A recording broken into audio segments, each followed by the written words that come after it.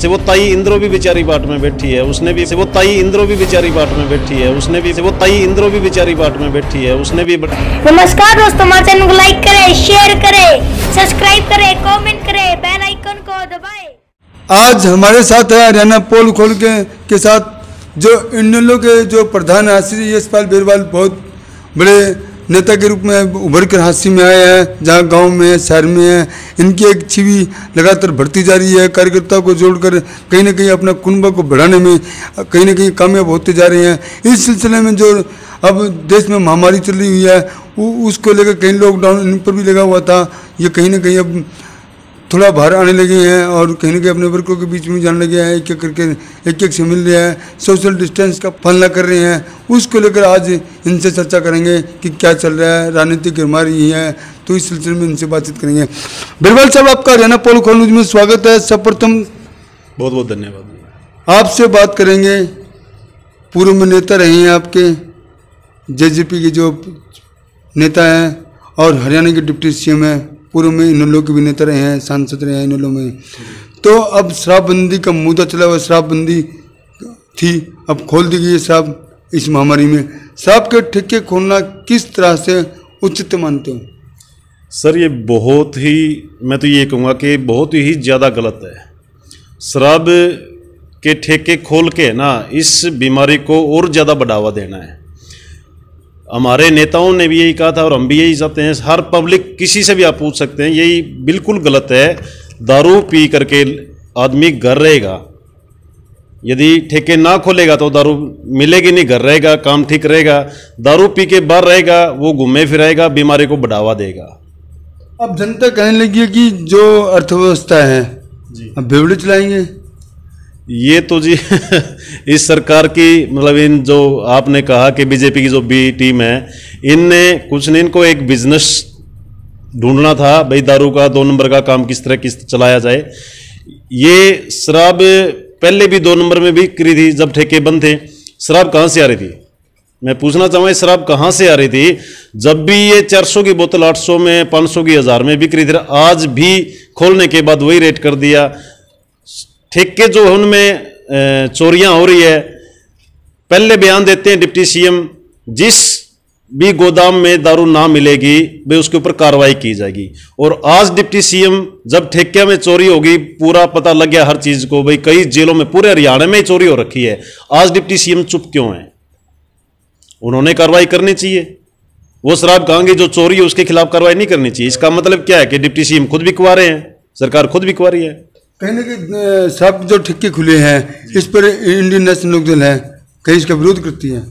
Ji of course, हम तो सदा मतलब शुरू से ही इसका विरोध कर रहे हैं कि ये नहीं खुलने चाहिए ठेके। तो बिरबल साहब, एक बात और जानेंगे कि आप जब से इनेलो से अलग जेजेपी हुई है, कहने के आपकी जो पार्टी है इनेलो डैमेज की हुई है।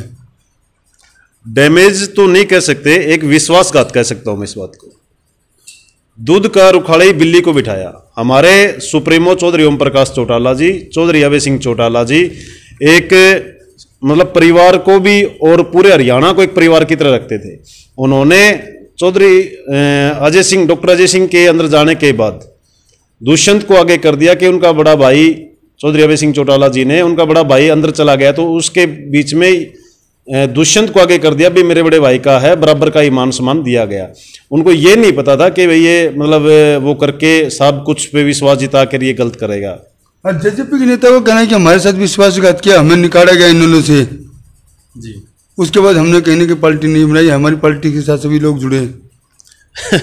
ये तो वही लोग बता सकते हैं उनके साथ क्या विश्वासघात किया है। हमारे नेताओं ने भी खुल के कही है कि यदि इनके साथ विश्वासघात किया होता या अभय सिंह गलत होता, वो तो ये भी कहते हैं कि अभय सिंह गलत है। आज इस चीज का प्रूफ हमें देने की जरूरत नहीं है, जनता अपने आप दे रही है। जो दुष्यंत आया के सीएम के नारे लगा रहे थे, आज वही मुर्दाबाद के नारे लगा रहे हैं, आप देख रहे हो उस पर। जेजेपी के नेताओं का कहना है कि आने वाले समय में दुष्यंत चौटाला सीएम होंगे हरियाणा के। किसका कहना है? जेजेपी के नेता बोल रहे हैं। वो कुछ भी कह सकते हैं सर, उनका मैं क्या करूं बताओ। ये तो पब्लिक ने, जनता ने तय करना है। ये एक बार गलती होगी जनता से। वो ताई इंद्रो भी बेचारी बाट में बैठी है, उसने भी बड़े उसके साथ ये उसको आश्वासन के मतलब विश्वास के साथ बोला था कि बेटा दारू के ठेके जो है गामा में है, वो उनका खुद का बयान उसकी, तो ये भी शर्म नहीं आई कि आम सभा के अंदर तूने उसके साथ वादा किया था कि ताई मैं इस ठेके को गांव से बाहर निकाल दूंगा, लेकिन आज उसने हर घर घर में ठेका खोलने का काम किया है। वो सीएम बनना तो बहुत दूर की बात है, आगे गांव में घुस जाएंगे वो बहुत बड़ी बात है। तो आपको क्या लग रहा है हरियाणा सरकार जो भारतीय जनता पार्टी की या जेजेपी की मिलकर सरकार चल रही है हरियाणा में, तो आपको क्या लग रहा है ये पूरे 5 साल कर पाएगी? नहीं सर, नहीं कर पाएगी। ये जो गठबंधन नहीं है, ठगबंधन है, दोनों का ये ठगबंधन है। ये पहले ही ठगबंधन इनका बंधन हो चुका था सरकार आने से पहले, एक यमुना पर एक चमन पर, और अब वो हो गए दोनों यार।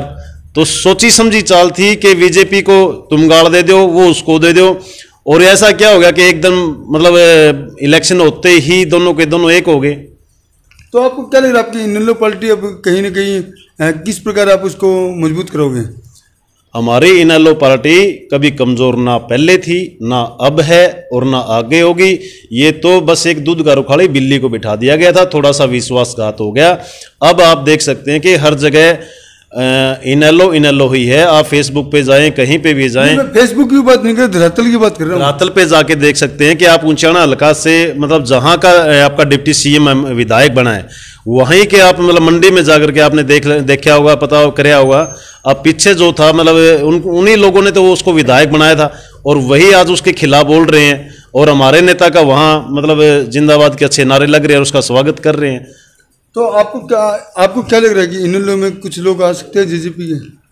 कुछ टाइम की बात है, ये लॉकडाउन बंद होने दो, उसके बाद जितना हमारा युवा इनेलो का जो लोग उसके साथ बहकावे में चले गए थे, टोटली घर वापसी कर रहे हैं। सिर्फ माँ बेटा का एक परिवार बन के रह जाएगा, बाकी सारी इनेलो जो जेजेपी में गई हुई टोटली वापस अपने घर आ जाएगी। आप किस आधार पे कह रहे हो? मैं कुछ लोग तो आ चुके हैं और कुछ हमारे संपर्क में है। मैं आज भी ज्वाइनिंग कराऊंगा। मेरे साथ इतने जुड़े हुए हैं जो जेजेपी में, वो खुद मेरे को आश्वासन देते हैं कि भाई हमने भी आपके साथ आना, हम गलत जगह चले गए, और लोग खूब आ रहे हैं। आने वाले टाइम में कुछ बड़े नेता आ सकते हैं? जरूर आएंगे। तो कहीं जो इन्होंने के लॉकडाउन हटने दो, इसके बाद हमारे नेता चौधरी अभय सिंह चौटाला जी से बहुत से लोग मिले हुए हैं जो वापसी घर आएंगे। जेजेपी के नेता वो अभय सिंह चौटाला के नेतृत्व में आएंगे? जी, जेजेपी का तो कोई सिस्टम रहा ही नहीं, अब जीरो हो चुकी है, उसका तो जिक्र भी बंद कर दो, आप बेशक ना करो। जो बीजेपी और कांग्रेस के हैं वो भी वापसी हमारे इनेलो की तरफ आएंगे। तो इसके अलावा आप क्या मानते हैं कि जो देश भर में जो महामारी फैली हुई है, हरियाणा में भी है, तो उसको लेकर किस प्रकार ये सरकार ठीक जनता को राशन मुहैया करा रही है? राशन सर कुछ नहीं है, ये एक बीजेपी का षड्यंत्र है।